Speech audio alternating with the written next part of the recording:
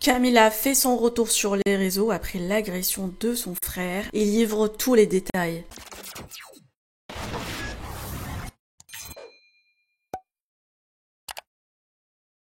Plus d'un mois d'absence, Camilla revient enfin sur les réseaux pour rétablir toute la vérité sur l'agression de son petit frère. Contrairement aux rumeurs, il n'a jamais eu d'accident de voiture.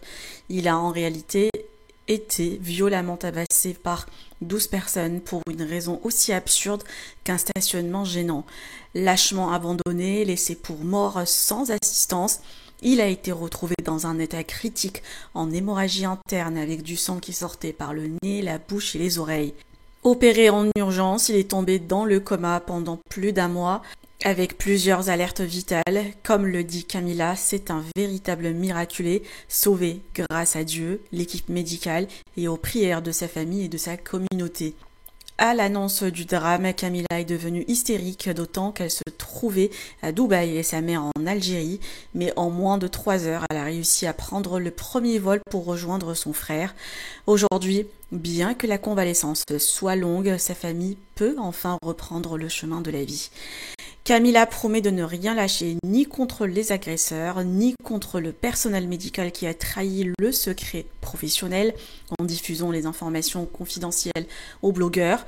Elle assure que justice sera rendue et que sa famille est plus soudée que jamais.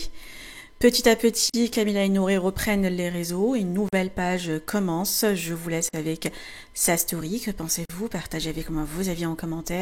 Et n'oubliez pas de liker la vidéo et de vous abonner à la chaîne. Bon, ça fait un mois qu'on ne s'est pas vu. J'espère que vous allez déjà bien de votre côté. Du mien, je vais évidemment mieux. Voilà, puisque comme je vous l'annonçais, mon frère s'est réveillé. Vous savez, vous avez dû lire, voir, même s'il y a eu beaucoup de fausses infos qui ont circulé, mais vous avez compris l'immense peine dans laquelle on était, l'immense drame qu'on a vécu avec ma famille. Et je vais tâcher de faire une story assez cohérente, mais pas trop triste non plus, puisque je me réjouis du fait que mon frère se soit réveillé. Et même si ça a été extrêmement dur et douloureux pour nous tous, on ne peut pas non plus ne pas prendre en compte que ça va mieux. Et c'est pour ça que je suis là, que vous m'avez face à vous aujourd'hui. Sinon, je pense que j'aurais coupé pendant je ne sais combien de temps. De toute façon, je m'étais vraiment détachée d'absolument tout ce qui ne concernait pas ma famille. Puisque c'est dans ces moments-là, comme vous vous doutez, qu'on remet toute sa vie en jeu et qu'on se rend compte de l'essentiel et de ce qui ne l'est pas. Et voilà. Et vous savez, j'étais partagée depuis un mois, parce que ça fait exactement 1 mois et 3 jours. J'étais partagée entre un sentiment de peine profonde, la plus grande peine de ma vie, le plus grand drame de ma vie et le plus gros chagrin de ma vie. Même si je pensais en avoir connu auparavant, je me dis qu'en fait, tout ce que j'ai pu connaître auparavant, c'était absolument rien à côté de ce par quoi on est passé. Et à la fois, la haine. J'ai jamais eu la haine comme je l'ai eu et comme je l'ai encore à l'heure actuelle, puisque malheureusement, heureusement que ma peine a diminué, de par le réveil de mon frère, mais ma haine, elle n'arrive pas à diminuer, et je ne sais pas si elle arrivera à diminuer un jour. Cela dit, je voulais déjà introduire ma story en remerciant, mais du plus profond de mon cœur, le service de réanimation de la Timone, puisqu'on n'en serait clairement pas là où on en est aujourd'hui sans eux. Ils ont sauvé la vie de mon petit frère. Voilà. Par la grâce de Dieu et par toutes nos prières qui ont accompagné justement toute cette épreuve. Mais sans eux, honnêtement, on n'en serait pas là aujourd'hui. Ils ont été tout simplement formidables. Et ils ont fait un travail remarquable sur mon frère. Mon frère, quand il est arrivé, c'était quasiment la fin. Voilà, il était en pleine hémorragie, dans le coma, donc c'était la fin. Ça ne tenait même pas qu'à un fil, ça tenait à, je sais pas, à quasiment rien.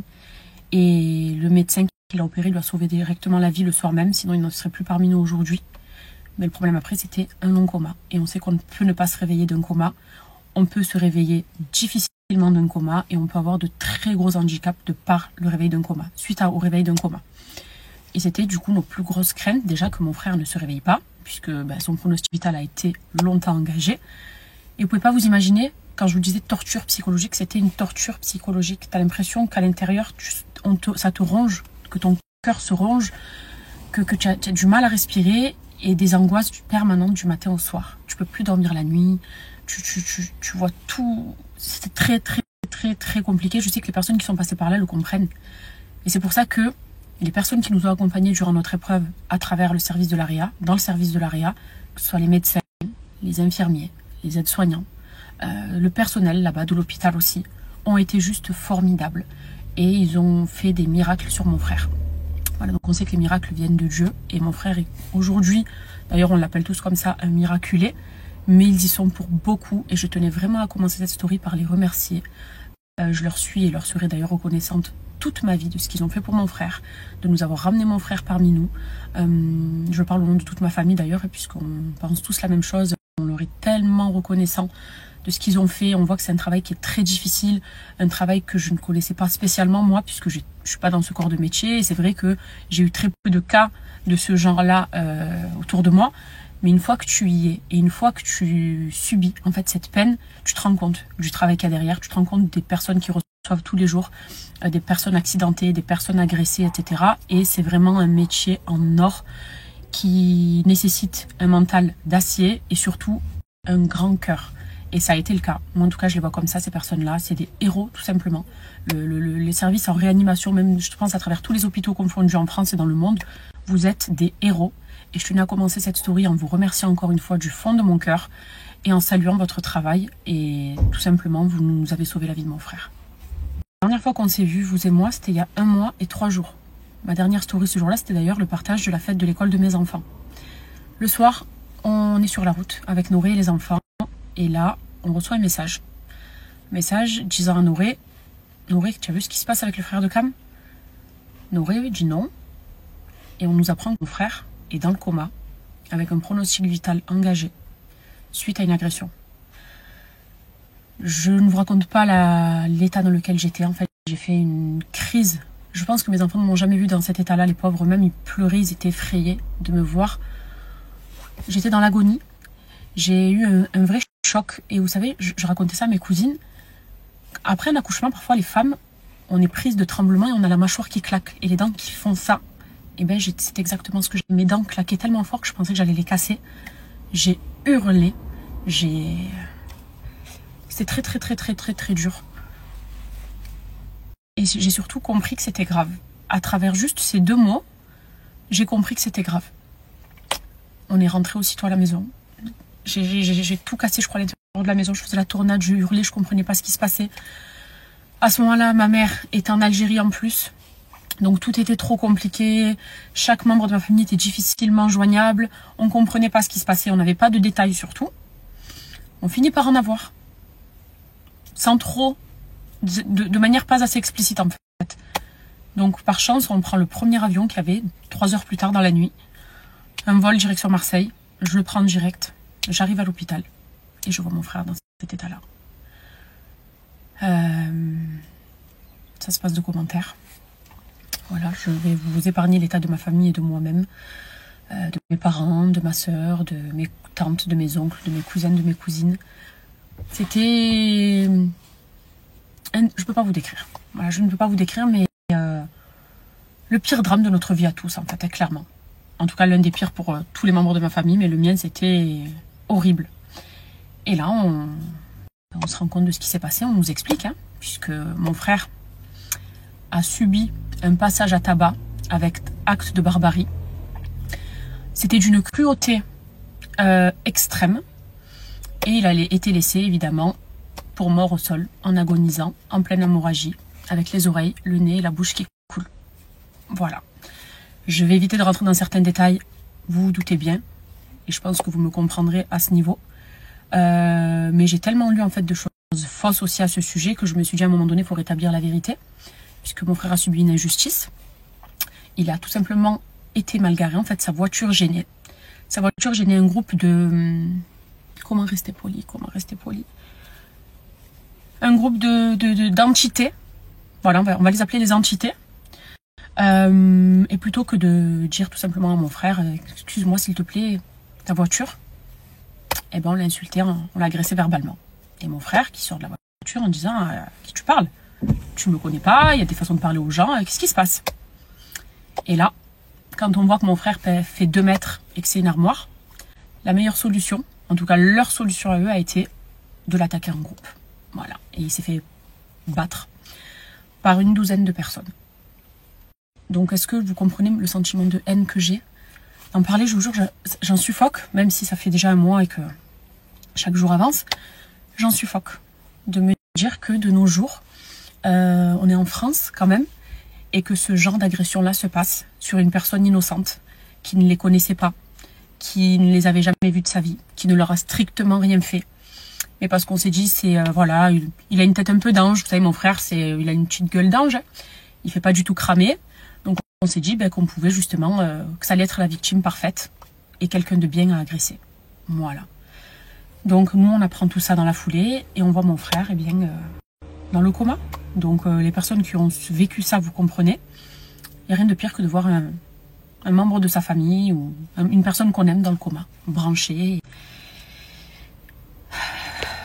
On a beaucoup souffert les premiers jours, parce que forcément, vous savez que ça s'est su très vite, que mon frère était à l'hôpital. Donc c'est là, à ce moment-là aussi, que j'ai décidé d'en parler en vous demandant votre aide et vos prières. J'avais tellement peur que les choses soient déformées, et ça l'a malheureusement quand même été. Déjà, ce qu'on pouvait trouver sur Internet, c'était juste ça. Regardez. Vous voyez ce genre d'article, et encore ça c'est juste le screen que j'ai, mais sans vous donner vous partager tous les messages que j'ai pu lire aussi, qu'on accuse mon frère qui est actuellement dans le coma, qui se bat pour sa vie, qu'on est en train de regarder en pleurs, en priant et en essayant d'être solidaire en famille, de lire qu'on colportait des choses fausses sur lui, qu'on l'a associé à un accident duquel il n'avait strictement rien à voir, un accident qui nous a beaucoup peiné aussi à nous, parce qu'on a partagé la peine de cette famille, mais me dire qu'on a mêlé mon frère à ça, ça m'a rendu dingue. On est dans une peine, on souffre. Et du coup, je pouvais dire, vous savez la méchanceté des réseaux, mais son frère, il a fait ça aussi, c'est normal, il conduisait comme ça, il a fait ça, etc. Ça m'a rendu malade. Et je me suis dit, on n'est pas en train d'assez subir pour qu'on vienne me rapporter. Puis à l'hôpital, tout le monde venait nous voir. Et puis il y a même des personnes à qui j'ai dit, c'est bon, stop, je veux plus rien entendre, je veux plus rien savoir. Parce qu'on te dit, regarde ce que ça dit, Cam, faut que tu prennes la parole, faut que tu rectifies ça, etc. Mais déjà, t'as pas que ça à faire. Quand tu es en réanimation et que ton frère, sa vie ne tient qu'à un fil. Mais malheureusement, vu que ça va être repris partout, que ce soit les médias, les blogueurs, les sites internet, je me suis dit, il faut que je coupe quand même la racine. Parce que ça va l'accuser de je ne sais trop quoi, alors que c'est une victime, mon frère. C'est une victime qui a subi une agression gravissime et on est en train de l'accuser de choses horribles. Horribles. En plus, on n'a même pas de respect pour les deux familles, que ce soit la nôtre, mais même l'autre famille. L'autre famille, elle est dans la souffrance aussi. Et de lire aussi des choses comme ça, c'est juste être sans cœur. Mais ça fait partie du monde des réseaux sociaux. C'est pour ça que ma parole aussi, elle a du poids. J'ai de l'audience. Je me suis dit que qui d'autre que moi pouvait rectifier ça, puisque même si on le disait à d'autres personnes, ce serait pas assez relayé. Et je voulais le faire via ma story à moi. C'était d'ailleurs le dernier partage que j'ai eu avec vous, il me semble. Mais de lire ces choses-là aussi, ça t'énerve. Tu te dis, je suis pas assez dans souffrance qu'on en rajoute. Les gens n'ont pas de compassion en fait. Et en même temps, je peux pas leur en vouloir. L'être humain est fait comme ça. Mais quand une personne est en train de souffrir de par une situation, il faut vraiment la laisser tranquille. Et ne pas inventer de choses fausses, ne pas en rajouter, ne pas surfer sur ça. Parce que ça aussi, les personnes qui surfent dessus, c'était une autre histoire. Et on a fait preuve de beaucoup de patience. Et étant donné qu'on est rentré brutalement de Dubaï avec Noré aussi, sans être prêt, moi j'ai pris je crois 2 pulls, 2 jeans. Pareil pour Noré, pour mes enfants, on n'avait pas notre tête à ce moment-là. Donc mes enfants, heureusement que j'ai une grande famille aussi, ont été chez chacune de mes belles-sœurs avec leurs cousins et cousines, puisque les enfants ne pouvaient pas rentrer en réanimation, c'était pas possible, et je voulais vraiment être auprès de mon frère du début à la fin, quand les portes s'ouvrent jusqu'à ce qu'elles se ferment. Et en fait, c'était tout un mois qui s'est passé comme ça. Voilà, avec ma famille, on était à son chevet tous les jours. Quand une personne est dans le coma, t'es juste là, à la regarder, à prier. On essayait de lui parler, on essayait de... Voilà, mais bon. On était quand même conscients, puis chaque jour, que les médecins, on avait des rendez-vous tous les matins, il y avait des jours où ça nous donnait un peu d'espoir, d'autres jours où on n'en avait plus du tout. Et c'est pour ça qu'on se rattache vraiment à ces prières. Et c'est pour ça que je vous suis également, comme vous êtes avec ma famille et moi, très reconnaissant, extrêmement reconnaissant, parce que vous avez tous, mais vraiment pour la plupart en tout cas de ceux qui me suivent et qui verront probablement cette story, priez pour nous.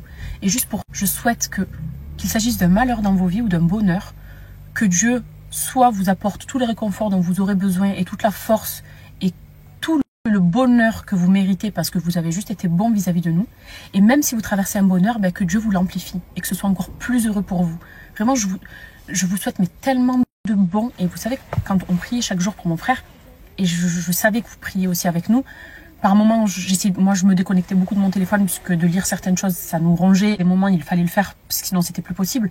Mais par moments, je regardais quand même et je me disais, waouh, le soutien, la solidarité, ça réchauffe énormément le cœur quand tu sais, quand tu es seul comme ça chez toi, que tu pleures, que tu demandes à Dieu et que tu dis des choses réconfortantes. C'est comme si, ben voilà, une personne là qui voit cette story me prenait dans ses bras et m'embrassait la joue et me disait t'inquiète ma Cam, tout va aller mieux. C'est ce que je ressentais.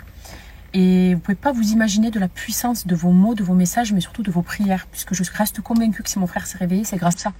C'est grâce à Dieu premièrement, c'est grâce aux médecins, mais aussi grâce à nous, grâce à toutes ces prières-là, parce que sinon ça ne se serait pas passé comme ça. Et du coup, voilà, pour vous la faire un peu plus rapide, parce que je parle beaucoup, mais bon, ça fait un mois qu'on ne s'est pas vu, et vous avez tellement dû lire de choses, et vous attendez aussi des explications, même si vous comprenez que je ne peux pas tout vous dire, hein, c'est pas possible. Mais j'essaye quand même de vous raconter un petit peu ce par quoi on est passé, surtout moi en mon nom, ce par quoi je suis passée au cours de ce dernier mois. Donc un mois tout simplement horrible, où on était très en famille, tout le temps en famille d'ailleurs, jusqu'à ce que mon frère se réveille. Voilà, donc ça c'est des petites étapes qu'on va garder pour nous, c'est des choses qui resteront dans la famille. Mais je me devais de vous le dire quand même, puisque vous vous êtes inquiétés pour nous, vous avez beaucoup prié pour nous, et c'était tellement mon bonheur aussi de vous dire enfin, ça y est, merci à tous, ça y est, on n'est plus dans l'énorme souffrance, même si on sait que la route va être encore très très longue. Vous savez qu'après un coma et un traumatisme crânien, c'est compliqué, mais il est avec nous, il est quand même avec nous, mon frère, ça y est, j'ai retrouvé mon frère. Et je voulais surtout pas que, parce qu'il y a eu beaucoup de fuites aussi, vous savez, beaucoup de personnel médical dont le secret professionnel a été rompu. D'ailleurs, même ça aussi, pour ça, il y a des choses qui sont en cours, mais il y a eu beaucoup de personnes qui ont manqué au secret médical, en fait. Donc, des vocations qui ont été brisées, clairement. Enfin, des secrets brisés, du moins, ils ont manqué à leur professionnalisme. Et j'avais peur encore que les choses, voilà, que mon frère sent qu'il soit encore réveillé, qu'on invente des choses fausses, que ce soit relayé par des personnes. Je voulais plus ça. Je voulais plus. Quand on est en souffrance, on a tellement peur de tout et rien qu'un mot peut changer la donne, qu'une mauvaise parole peut changer la donne et qu'un